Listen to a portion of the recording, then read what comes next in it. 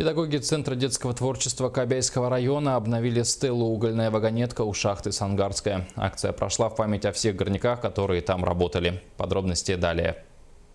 Из истории известно, что строительство Сангарского рудника было начато в 1928 году с проходки штолен по пласту F. И уже через год было добыто более 1800 тонн угля.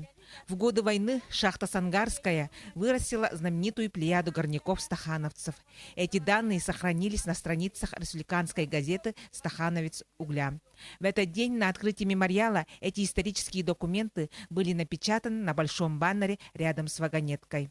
До Дня шахтера в августе месяце мы должны сделать ограду красивую, нормальную, цветники развести. И здесь будут скамейки установлены, чтобы люди переходили сюда, вспоминать своих родственников, вспоминать своих друзей, отдать память строителям нашего поселка, нашим горнякам, нашим авиаторам, потому что это был поселок шахтерский. И вся история поселка Сангар, и вся история шахты Сангарская и его подразделений мы постараемся установить тут, увековечить их имена.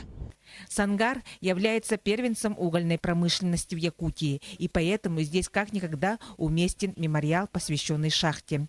На этой вагонетке, которая сейчас осталась, когда-то действительно возили уголь, и каждый житель поселка знает о тяжелом труде своих предков из первых уст.